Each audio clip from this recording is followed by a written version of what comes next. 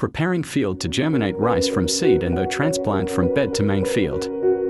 Tilled the field in fine particles form. And then we have removed the weeds from the field, then NPK. Fertilizer along with organic manures are applied to provide all the nutrients for better growth.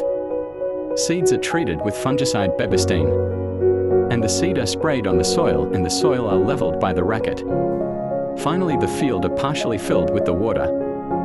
Wait 1 month for the results.